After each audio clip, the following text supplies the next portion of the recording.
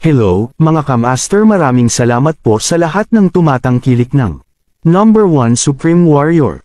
Paki-follow and subscribe mga master para sa mga susunod pang mga kabanata. Number 1 Supreme Warrior. Kabanata 1941. Siguro ay nanggaling siya sa isang bayang nasa likod ng tubig. Hindi siya magiging ganoon ka-confident kung taga-city siya. Gaano kamangmang ang isang tao. Lalong nabaluktot ang ekspresyon ng binata matapos lumutang ang tuloy-tuloy na insulto sa kanyang tenga. Nagsimulang manginig ang katawan niya sa galit at namumula ang magkabilang mata niya habang nakatitig ng mga punyal sa karamihan. Gayunpaman, ang kanyang pagsisikap ay walang saysay dahil walang sino man ang nag-isip sa kanyang galit. Huminga siya ng malalim at parang sinampal siya ng malakas ng lahat ng naroon. Ang pinakamasama ay wala siyang magawa tungkol dito. Marahang napabuntong hininga si Jackie sa makatutuhanang kaisipan ng lahat. Ang mga malalakas ay itataas magpakailanman habang ang mahihina ay walang magawa kundi dilaan ang sapatos ng malakas. At muli, maaaring tama ang karamihan dahil halatang walang pinagdaan ng hirap ang binata noon kaya paanong hindi siya mapapahiya sa kanyang mga pagsabog. Pagkatapos noon, ayaw nang pumangalawa ang lahat. Bagamat natawa ang lahat sa naging resulta ng binata, pinarusahan din sila nito. Tutal, ang antas ng paglilinang ng binata ay nasa unang yugto ng likas na antas. Maraming mga mandirigma ang nasa huling yugto ng nakuhang antas na gustong subukan ang kanilang kapalaran. Pinagmasdan ni Ambrose ang mga tao na may pagkasimangot sa kanyang mukha. Wala bang gustong pumangalawa? Wala namang tao. Ituturing ko ito bilang voluntaryong pagsuko kung walang darating. Hindi ko alam kung ano ang hinihintay ninyong lahat. Magbibigay ba sa iyo ng mas magandang resulta ang paghihintay? Makakatulong ba ang paghihintay sa iyo na makapasa sa pagsusulit? Bagamat medyo makahulugan ang sinabi niya ngunit may inilaan itong epekto. Napagtanto ng karamihan na ang sinabi niyang tama ang paghihintay ay hindi makakatulong sa kanila na makapasa sa pagsubok. Makalipas ang ilang segundo, naglakad si Beardy papunta sa obsidian habang sinusundan siya ng mga mata ng mga tao. Bagamat nakasuot siya ng balbas, masasabi nilang hindi siya ganoon katanda. Dahil hindi kayo aakyat, wala akong choice kundi pumangalawa. Hindi ko nga alam kung ano ang kinatatakutan ninyong lahat, sabi niya sabay talikod sa harap ng obsidian. Nagsimulang tuyain siya ng mga tao. Ikaw malaking bigot hooligan. Ano bang pinagsasabi mo? Ikaw ang nakakatakot na pusa dito. Hindi man lang lumingon si Beardy sa karamihan ng sabihin niya, sino ang tinatawag mong scaredy cat? Bakit hindi ka pumunta dito ngayon? Duwag kang daga. Sa palagay mo ba ay makakakuha ka ng magandang resulta sa gayong mahinang determinasyon? Natahimik ang karamihan sa kanyang sagot. Hindi sila pinansin ni Beardy at itinoon ang tingin sa obsidian na parang regalo ng mga Diyos. Ang kanyang mga mata ay nagniningning nang sabihin niya, masdan at saksihan ang aking lakas dahil tiyak na malalampasan ko ang pagsubok. Isa pa siyang manlalaban na tiwala sa sarili niyang lakas. Oras lang ang magsasabi kung may karapatan ba siyang maging ganito kakumpiyansa. Isang malakas na putok ang ibinigay niya at ikinuyom ang kanyang mga kamao. Isang gintong liwanag ang nagsimulang dumaloy sa itaas nila. Mayroong dalawang malalaking gintong ahas na bahagyang umiikot sa itaas nila na bumabalot sa mga kamao ng Beardy ng makapal na enerhiya. Pinaikit ni Beardy ang kanyang mga mata, nagngangalit ang kanyang mga ngipin, at umungal. Sa ilalim ng tingin ng atensyon ng lahat, sinuntok niya ang obsidian na nasa harapan niya. Ang obsidian ay gumawa ng pingang muli habang ang lampara sa itaas ng obsidian ay lumiwanag. Kabanata 1942. Ang ikatlong ilaw ay lumiwanag sa isang segundo ngunit kahit na ano iyon ay sapat na para makapasa siya sa pagsubok. Muling umalangaw-ngaw ang boses ni Ambrose sa karamihan, third light 1 second. Mangyaring tumayo sa likod ko para mailagay ko ang iyong pagpaparehistro mamaya. Salamat organizer, sabi ni Beardy, nakangisi mula tenga hanggang tainga habang tumayo sa likuran ni Ambrose. Ang mga tao ay nakatingin sa kanya na may inggit at lahat ng mga pagdududa nila tungkol sa kanya ay tuluyang nawala. Gayunpaman, ang bastos na ekspresyon sa mukha ng malaking lalaki ay nagnanais na sampelan nila ang ngisi ng kanyang mukha gamit ang kanilang sariling mga kamay. Kapangyarihan ng lahat sa mundong ito at ginamit ng malaking tao ang kanyang lakas para patunayan na kaya niya ang pagsubok. Iyon lamang ang nagpalakas sa kanya kaysa sa karamihan ng mga taong naruroon. Gayunpaman, ang isang binata na nakatayo sa harap ni Jackie ay hindi pa rin kumbinsido sa kapangyarihan ng malaking tao.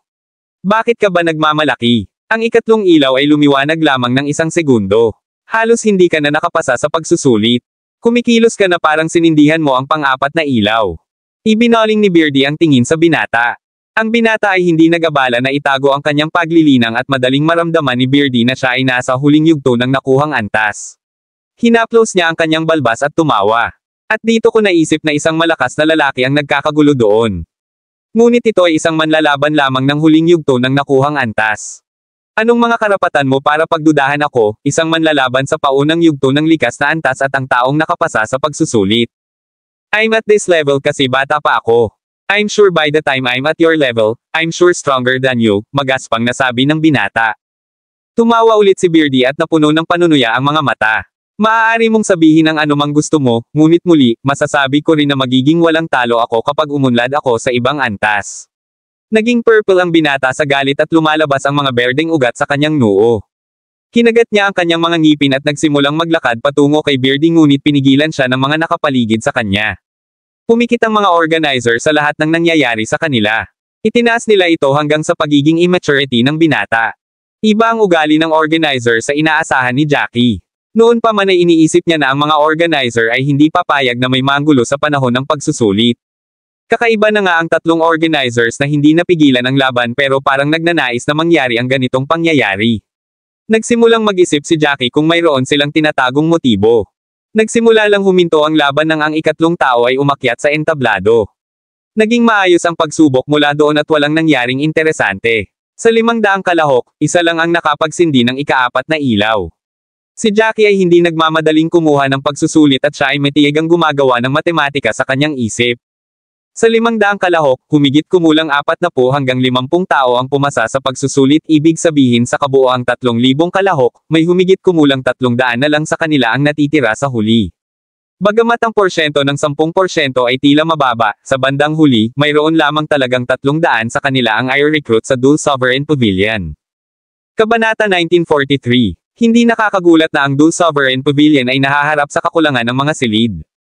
Ang pagsubok na ito ay magdadala ng 300 o higit pang mga bagong disipulo at kasama ng mga umiiral na disipulo, magkakaroon ng kabuoang 1,000 mga disipulo. Gayunpaman, alam ni Jackie na ang 300 bagong disipulong ito ay maaaring ipadala sa labanan at alam kung ilan sa kanila ang babalik ng buhay. Ang mga nakatataas sa Dul Sovereign Pavilion ay hindi tanga. Siyempre may kanya-kanya silang plano. Noong una, binalak ni Morten na maging pangalawa sa huling assassin ngunit hindi na siya makapaghintay habang lumilipas ang oras. Marami sa mga taong naruroon ay labis na ambisyoso at nag-iisip na magagawa nilang mahusay sa pagsubok at magpakailanman ay nakatatak sa isipan ng iba ang kanilang kabayanihan. Gayunpaman, ang katotohanan ay hindi maaaring higit pa rito. Kahit na ang mga nakapasa sa pagsusulit ay hindi kailanman lumiwanag sa kabila ng 3 ilaw. Ang mga nagawang sindihan ng ika-4 na ilaw ay nasa minorya. Gayunpaman, ang huling grupo ay itinuturing na isang master sa lahat ng mga master, at ang karamihan ng tao ay hindi maiwasang mapabuntong hininga sa paghanga. Akala ko siguradong papasa ako sa pagsusulit pero 2 ilaw pa lang ang naiilawan ko ng 5 segundo lang nakasindi ang pangalawa. Mas masahol pa ako sa unang binata. Masyado kong minaliit ang pagsubok ng Dul Sovereign Pavilion. Napailing ang lalaking nakatayo sa tabi niya dahil hindi rin siya nakapasa sa pagsusulit. Nagtataka ako kung mayroong sino man sa atin na makapagpapailaw ng ika-5 ilaw. Dapat napakahirap gawin iyon. Kung hindi ay hindi nila ibibigay ang Senador Jen Pil bilang gantimpala sa paggawa niyan. Natatakot ako sa 3,000 tao na naruroon dito, walang makakagawa nito. Walang tao. Sigurado ka ba? Paano naman sina Morten at Gerald? Lalong naging masigla ang talakayan nang magsimulang hulaan ng lahat kung si Morten o Gerald ay makapagsindi ng 5 ilaw. Sa simula ng pagsubok nang wala pa silang ideya kung paano gumagana ang obsidian, kumpiyansa silang parehong madaling makapagsindi ng 5 ilaw sina Morten at Gerald at mabibigyan ng isang Senador Jen Pil bawat isa, ngunit ngayon ay hindi na sila sigurado. Pagkatapos ng lahat, nagkaroon sila ng unang karanasan sa pagsubok. Siguradong na-pressure silang dalawa. Sa 3,000 sa amin, 4 o 5 lang ang nakapagsindi ng pang-4 na ilaw sa loob ng 2 segundo.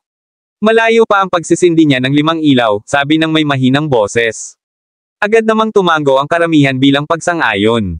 Hindi naman sa tingin ko ay hindi sila malalakas. Napakaraming kapangyarihan ang kailangan ng obsidian.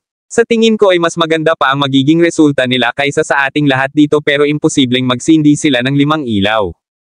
Palagay ko rin. Masyadong mahirap. I bet hindi nila planong ibigay ang Senador Jen Pil at gusto lang nilang pukawin ang gana natin dito. Bagamat halos pabulong ang ginawang talakayan, naririnig pa rin nina Morten at Gerald ang kanilang sinasabi sa kanilang napakahusay na pandinig. Noon pa man ay kinasusuklaman ito ni Morten kapag pinagdududahan siya ng ibang tao. Siya ay nagtakda ng layunin ng pag-iilaw ng 5 ilaw.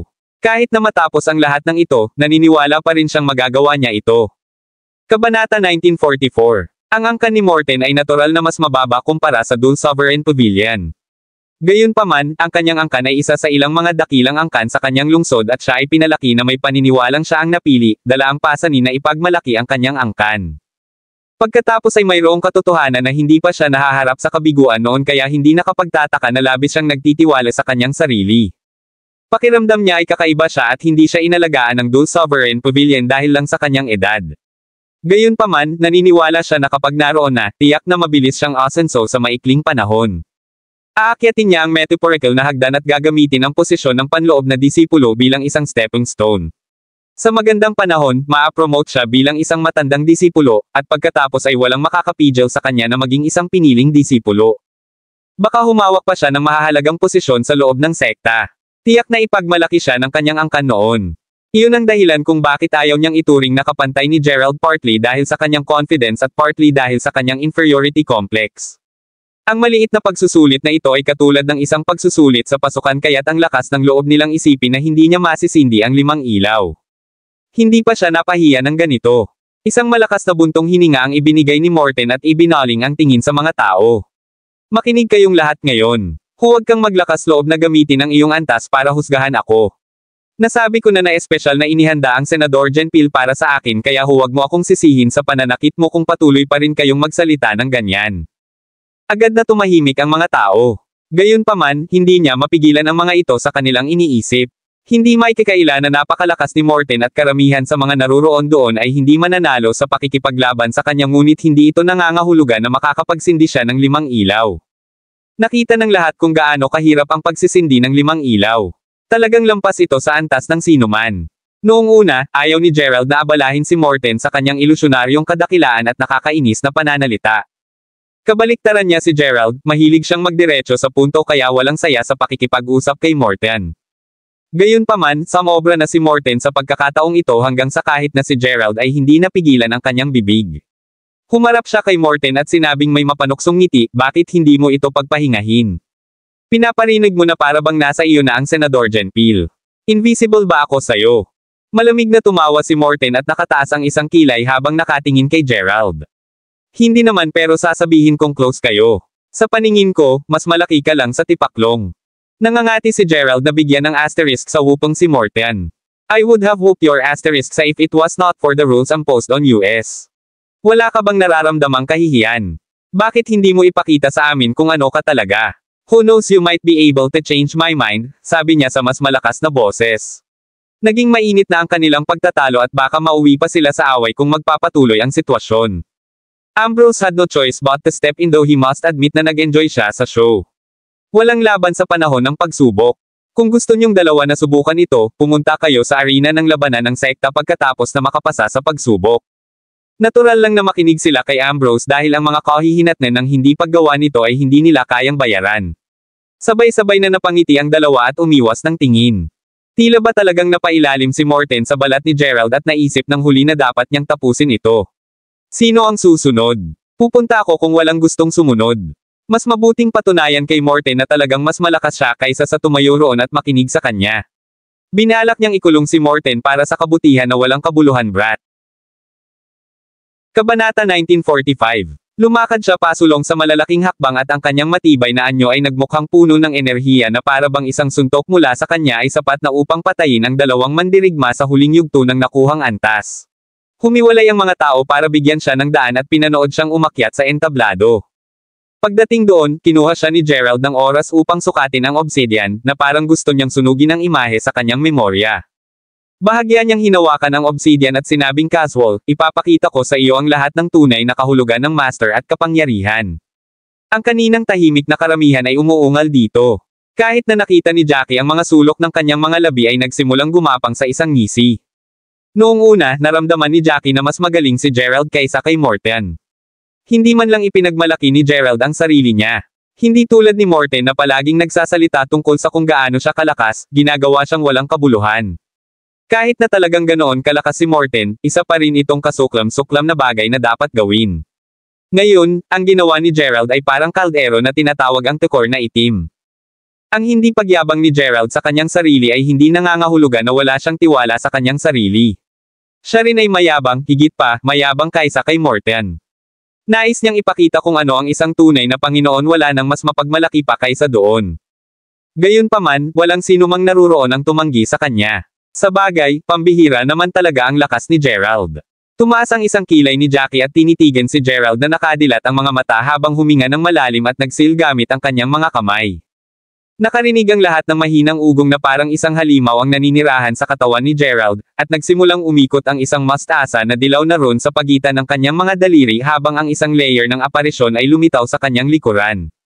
Ang layer ng aparisyon na ito ay hindi mukhang solid at kung tutuusin sa hugis nito, ito ay tila isang malaking pagong.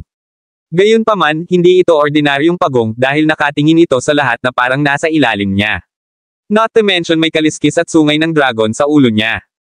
Mausisa na tinitigan ni Jackie ang aparisyon at sinubukang hulaan kung ano talaga iyon. Bago siya makagawa ng mga ulo mula sa mga buntot, sinabi ng isang tao sa kanyang tabi, ito siguro ang elementary red level martial art technique ng pamilya Thornton, ang Dragon Tortoise Fist na ipinasa mula sa kanilang mga ninuno. Oo, dapat ganoon. Ang pamilya Thornton ay sikat sa kanilang elementarya na antas ng martial art technique. Kahit na ang Dual Sovereign Pavilion ay nakitang mahalaga ang Dragon Tortoise Fist na ito. Nagtataka ako kung paano nakuha ng mga ninuno ni Thornton ang kanilang mga kamay. Ang katotohanan na kaya niyang ipatawag ang aparisyon ng mag-isa ay sapat na para maging kwalipikado siyang sumali sa Dual Sovereign Pavilion. Kaya iyon ay isang aparisyon ng Dragon Tortoise, naisip ni Jackie. Ang tanging alam niya tungkol sa Dragon Tortoise ay nagmula ito sa isa sa mga bloodline ng dragon kahit na ang pagiging dalisay nito ay pinagtatalunan. Gayunpaman, nagtataglay ito ng malaking kapangyarihan at tagapag-alaga ng mga manlalaban ng elemento ng lupa. Maliban doon, walang ibang alam si Jackie tungkol dito. Ang sinumang may kaunting katayuan dito ay nagmula sa mga kilalang pamilya bagaman kumpara sa Dual Sovereign Pavilion, mayroon pa ring malaking pagkakaiba naturally, ang pagkakaroon ng elementary red level martial art technique ay mas nauuna si Gerald kaysa sa iba. Karamihan sa mga tao doon ay nagtataglay lamang ng elementary yellow level martial art technique na ibang mundo ang layo mula sa elementary red level martial art technique ni Gerald. Naputol ang usapan ng mga tao dahil sa dagandong ni Gerald nang ibinagsak nito ang kamao sa obsidian. Ang suntok ay nagdala ng lakas ng pag-iisip at nagdulot pa ng bagyo.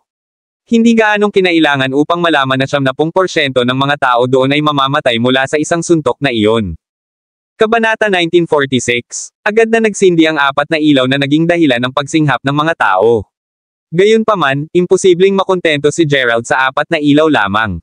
Halos lumuwa ang kanyang mata mula sa mga saksakan ng mga ito nang gusto niyang umilo ang ikalimang ilaw. Gayunpaman, nakatadhana siyang madismaya nang lumipas ang 8 segundo at nakapatay ang ikaapat na ilaw. Ang kanyang resulta ay ang pinakamahusay sa ngayon. Kahit sino ay magiging masaya na makakuha ng ganitong uri ng resulta ngunit natagpuan ni Gerald ang kanyang sarili na hindi man lang mapangiti. Parang may pinahiran ng abo ang buong mukha niya. Ikaapat na liwanag 8 segundo. Halika at tumayo sa likuran ko, sabi ni Ambrose. Baka sa boses niya ang awa. Bagamat talagang kahanga-hanga ang resulta ni Gerald, halatang hindi ito umaayon sa kanyang inaasahan. 4 na ilaw lang. I'm a disappointment, galit na sabi ni Gerald. Namula ang buong mukha niya at nanginginig ang magkabilang kamay niya. Imposible ito. Walang paraan na ganito lang ang kapangyarihan ko. Naghahanda na siyang muling lumiko nang pigilan siya ni Ambrose. Ang bawat isa ay nakakakuha lamang ng isang pagkakataon. Ikaw ay walang pagbubukod. Ang iyong resulta ay katangi tangi na at ang pangalawang pagkakataon ay hindi na mag-iiba. Halika at tumayo sa likod ko ngayon. Pakiramdam ni Gerald ay parang nakain siya ng hindi kaaya-aya. Isang pagsabog ng mapanuksong tawa ang kumawala sa bibig ni Morten at pagkatapos noon, hindi na siya makatayo ng diretso sa lahat ng ginagawa niyang pagtawa.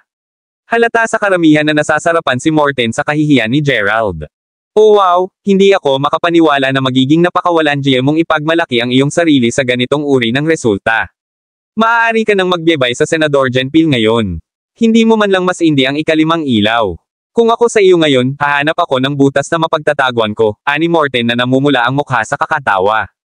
Mabilis na ibinalik ni Gerald ang kanyang ulo at tinitigan si Morten na nagngangalit ang mga ngipin na parabang isa siyang uhaw sa dugo. Puputulan sana niya si Morten kung hindi dahil sa mga patakaran. Si Morten ay hindi natatakot sa kanya sa lahat habang siya ay walang pag-aalinlangan na pinapaypayan ang kanyang sarili. Lahat ng naroon ay may kakayahang kontrolin ang temperatura ng kanilang katawan kaya hindi na kailangan ng bentilador. Gayunpaman, iyon ang uri ng imahe na gustong ipakita ni Morten sa mundo, isang imahe ng anak ng isang mayamang pamilya. Lalong tumawa si Morten habang tinitignan niya si Gerald pataas baba. Ano, mali ba ako? Ipagmamalaki mo pa ba kung gaano ka katatag? For a moment there, akala ko talaga kasing makapangyarihan ka sa sinabi mo sa paraan ng pagyayabang mo sa sarili mo. Ito ay katawa-tawa hanggang sa ikaapat na liwanag mo lamang na kaya. Iniisip ko talaga kung saan mo nakukuha ang tiwala mo. Si Gerald, syempre, ay hindi kukuha ng ganitong paghiga. Pakiramdam niya ay tinatapakan siya ni Morten. Sinubukan niyang pakalmayan ang sarili. Oo, tama ka in the sense na hindi umabot sa inaasahan ko ang resulta ko. Gayunpaman, hindi maitatanggi ang 2 segundo pa at ang ikalimang ilaw ay magliliwanag. Di ba sabi mo ngayon lang siguradong kukuha ka ng Senador Genpil at mauuna ka? Hindi mo pa nga nagagawa ang pagsubok mo, kaya ano ang nagbibigay sa iyo ng karapatang pagtawanan ako? Kabanata 1947. Nagsara ang tagahanga ni Morten. Ano ang nagbibigay sa akin ng karapatang pagtawanan ka? Syempre kasi mas malakas ako sayo. Binibigyan niya ako ng karapatang pagtawanan ka. Malamig na tawa ni Gerald. As if naman, bakit hindi ka susunod? Aayusin niya ito minsan at para sa lahat. Napangisi si Morten at tuloy-tuloy na humakbang patungo sa obsidian na parang nasa kanyang mga kamay na ang tagumpay. Nang tingnan siya ng isa, naalala nito ang isang paboril na gumagala-gala na naghahanap ng mapapangasawa. Tahimik silang pinagmamasdan ng mga tao na nagtatalo. Nagtataka ako kung talagang makakasindi si Morten ng 5 ilaw, bulong ng isang tao. Sa tingin ko, hindi siya tanga. Hindi niya sasabihin ang lahat ng iyon kung hindi siya confident sa sarili niya. Ang kanyang ego ang pinakamahalaga para sa kanya. Maraming tao ang tumango bilang pagsang-ayon sa pagsusuri ng pangalawang tagapagsalita. Oo, maaaring mayabang si Morten ngunit hindi siya gagawa ng anumang bagay na makakasira sa kanyang sariling reputasyon. Kung sinabi niyang kaya niya. Noon, nakatayo na si Morten sa harap ng obsidian sa mismong lugar tulad ng dating ginawa ni Gerald. Tinitigan niyang mabuti ang obsidian bago inilagay ang kanyang fan sa storage ring. May panuntunan na nagsasabing walang armas ang pinapayagan, maaari lamang atakihin ng mga assassin ang obsidian gamit ang kanilang lakas. Bagamat maaaring hindi ito mukhang, ang Jade Folding Fan ni Morten ay talagang isang sandata na kabilang sa nakatagong kategorya ng first class na armas. Marahang bamaantong hininga si Morten at dahan-daang ipinikit ang kanyang mga mata para patatagin ang kanyang emosyon. Bagamat siya ay kumikilos na baliw at mayabang sa ibaba ng entablado, siya ay naging kakaibang kalmado kapag nakaharap ang obsidian. Ito. Binago ang pananaw ng karamihan sa kanya, hindi na nila inisip na isa na pala siyang walang kwentang second-classer. Sa isang pitik ng kanyang mga palso, isang nakabubulag na gintong liwanag ang lumitaw sa itaas ng kanyang kanang kamay. Ang ginintoang liwanag ay purong sumisinag ngunit walang pagbabago sa enerhiya dito. Tinitigan ni Jackie ang liwanag ng hindi kumukurap at iniisip kung ano ang susunod na gagawin ni Morten. Ang ginintoang liwanag ay naging mas nakakasilaw. Bigla, na may kaluskos, nagsimula itong lumabo. Tingnan mo ang kamay niya. Sigaw ng isang tao. Ang kamay ni Morten ay ganap na natatakpan ng isang layer ng golden armor na may kumikislap na ron. Parang armas ang kalahati. Ano yun? Paano niya ito nagawa? Ang mga gintong kaliskis sa kanyang kamay ay parang kuko ng isang hayop, sabi ng isang tao. Oh, hindi mo ba alam? Sila ay tunay na kaliskis ng ilang halimaw ngunit hindi ako sigurado kung alin. Hindi mo ba narinig ang pinakamakapangyarihang kakayahan ng pamilya Ford na ipinasa sa mga henerasyon mula sa isang ninuno patungo sa isa pa? Parehong nagmula ang pamilya Ford at pamilya Thornton sa mahabang linya ng mga sinaunang ninuno na may malalim na background. Ang husay ni Morten ay talagang ang sikat na golden armor hand. Isa pang elementary red level martial art technique. Kabanata 1948. Tahimik na nakinig si Jackie sa usapan ng mga tao, novel drama. Sa sandaling iyon, handa nang ibigay ni Morten ang suntok ngunit pagkatapos ay pumunta siya at gumawa ng isang katangahan. Lumingon siya at tumingin kay Gerald na puno ng provocation ang mga mata na naging dahilan ng pag-ikot ng mata ni Gerald sa kanya. Pagkatapos, sa malamig na tono, sinabi niya, pagmasdan mo ang aking pinakamataas na kapangyarihan. Pagkasabi noon, marahas niyang ibinato ang kamao na nakatikip sa gintong kaliskis laban sa obsidian. Napakalakas ng puwersa kaya maririnig ng lahat ang mga ingay na nagmumula sa kanyang mga buto. Nagping ang obsidian at agad na lumiwanag ang ilaw. Ang lakas ng atake ni Morten ay kahawig ni Gerald sa kanyang pagiging mapanlikha. Lahat ay nakatitig sa mga ilaw na nakadilat ang mga mata. Sila ay naging saksi sa kanilang patuloy na pagtatalo at hindi makapaghintay na makita ang resulta ni Morten. Kung talagang mas makapangyarihan si Morten kaysa kay Gerald, baka kailangang kainin ni Gerald ang sarili niyang mga salita. Si Morten ay hindi nagmamadali upang makita ang kanyang resulta. Gayunpaman, malinaw na nakikita ng mga tao ang apat na ilaw lamang ang nakasindi. Nagamit niya ang lahat ng enerhiya sa kanyang katawan at kahit na ang ikalimang ilaw ay nagpakita ng mga palatandaan ng pagkidlat, sa huli, ito ay nanatiling dimmed. Binilang ni Jackie ang mga segundo. Nanatiling maliwanag ang ikaapat na ilaw sa loob ng 9 na segundo, 1 segundo pa at magliliwanag sana ang ikalimang ilaw. Sayang naman. Lumutang sa kanyang tainga ang ingay ng mga taong nag-uusap at mabilis niyang itinaas ang kanyang ulo upang tingnan ang kanyang resulta. Puno ng hindi makapaniwala ang mga mata niya. Kailanman sa kanyang buhay ay hindi niya inaasahan na ang ikalimang ilaw ay mananatiling walang ilaw. Ang pagkabigla ay hindi na niya matiis at siya ay nanginginig. Imposible. Imposible, sabi ko. Siguradong may mali sa obsidian na ito. Tumanggi siyang maniwala ngunit walang pagbabago sa katotohanan.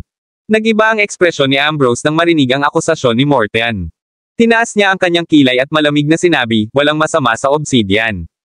Ang katotohanan na ang ikalimang ilaw ay hindi lumiwanag ay nangangahulugan lamang na wala kang sapat na kapangyarihan upang gawin ito.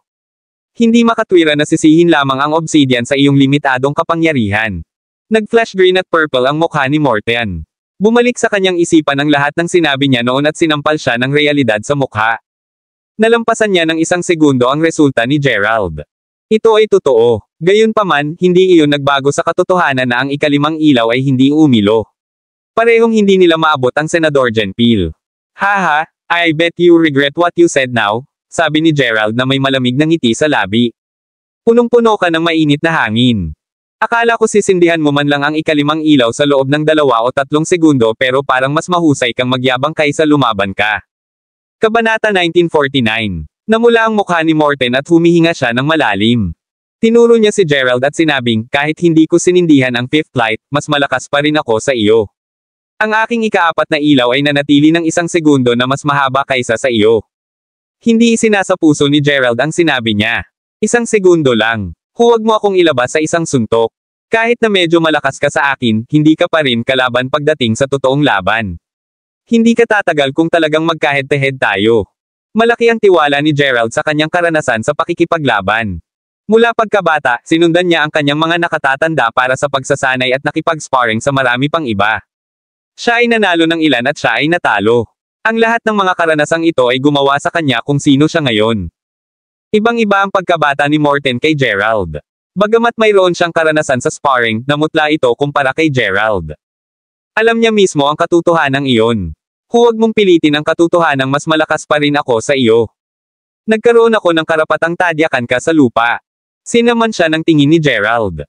Dahil pareho tayong pumasa sa assessment, bakit hindi natin alamin kung sino talaga ang mas malakas sa battle arena? Kumunat ang noo ni Ambrose. Hindi na siya handang makinig sa kanilang pagtatalo. Itinaas niya ang kanyang kamay para pigilan sila. Wala akong pakialam kung ano man ang mangyari sa inyong dalawa pero huwag mong sayangin ang oras ng ibang tao ngayon. Sa mga hindi pa nakakapag-test, please come up. Medyo ilang oras na ang pagsubok sa ngayon. 10 na lang ang natitira kasama na si Jackie, na hindi pa nakakakuha ng pagsusulit. Hindi siya naging mahiyain o ano paman. Gusto lang niyang makita kung anong mga kakayahan ang maiaalok ng mga manlalaban ng kontinente ng Hestia. Tumingin si Jackie sa kaliwa niya pagkatapos ay sa kanyang kanan at natuklasan na lahat ng tao sa paligid niya ay nakapag-test na. Hindi na siya nagpatumpik-tampok pa at dir-diretsong naglakad paakyat sa obsidian. Sa paningin ng karamihan, hindi siya kapansin-pansin o kapansin-pansin. Walang nakakaalam kung sino siya dahil kara-rating lang niya sa Hestia at natural lang na walang pumapansin sa kanya matapos ang libo-libo na nauna sa kanya. Gayunpaman, narinig niya ang isang malutong na boses na tumatawag sa kanyang pangalan nang umakyat siya sa entablado. Ikaw dapat si Jackie White.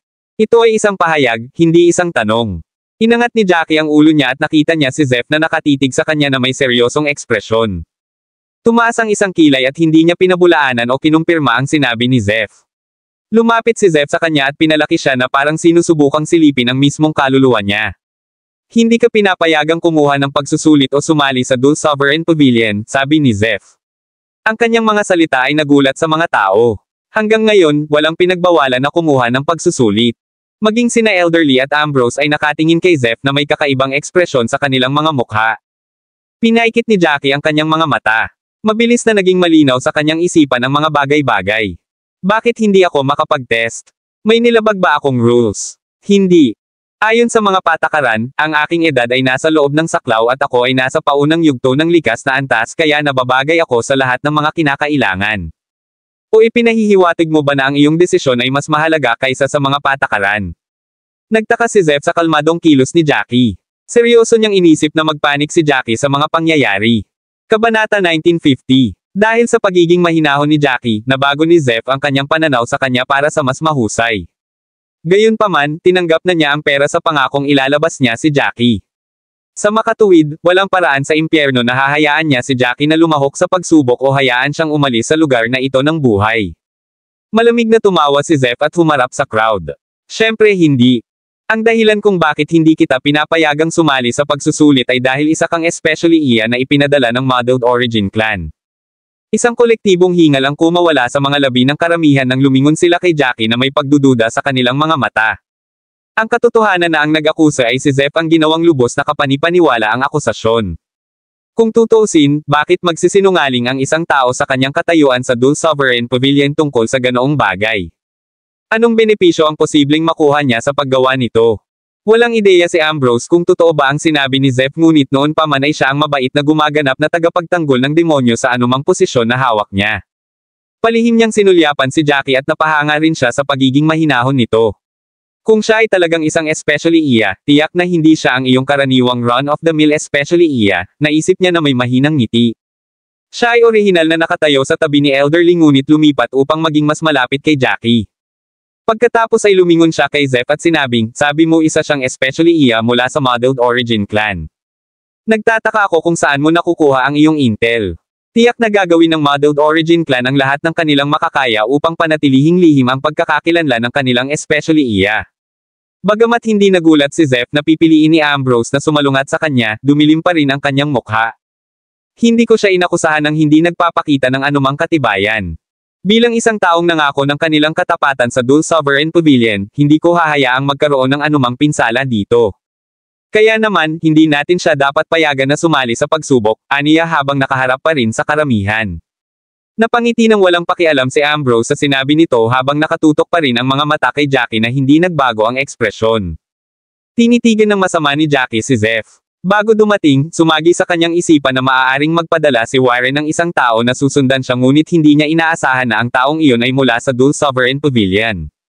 At ano itong patunay na sinasabi mo? Sabi mo may nagsumbong sa akin sayo.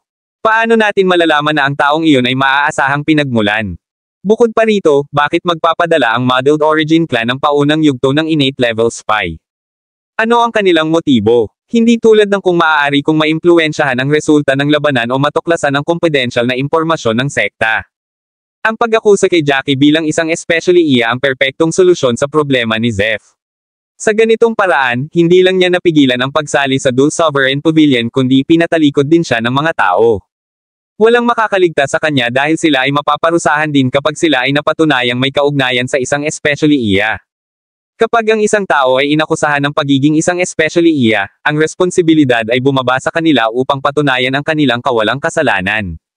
Malinaw na naunawaan ni Jackie na mahihirapan siyang patunayan ang kanyang pagiging inosente at ito mismo ang pinangarap ni Zeph. Maliban kung siya ay nagtataglay ng ilang mga pambihirang kakayahan, walang paraan sa impyerno na maalis ni Jackie ang salitang especially iya sa kanyang pangalan. Gayunpaman, ang kanyang pagiging mahinahon ay nagpaisip sa lahat. Pagkatapos ng ilang maingat na pagsasaalang-alang, natuklasan nilang lohikal ang salita ni Jackie kung bakit magpapadala ang Modeled Origin Clan ng paunang yugto ng likas na antas upang maniktik sa Dul Sovereign Pavilion. Magtatagal para sa isang manlalaban na antas na ito ay umakyat sa ranggo ng isang panloob na disipulo kahit na matagumpay siyang sumali sa Dul Sovereign Pavilion at ang mga nasa hanay lamang ng panloob na disiplina ang magkakaroon ng akses sa bahagyang mas kapakipakinabang na impormasyon o makakatulong sa mga nakatataas. Maraming salamat mga ka-master sa walang sawang pagsusubaybay, isang like, share, and subscribe naman dyan mga ka-master. Abangan ang susunod pang mga kabanata.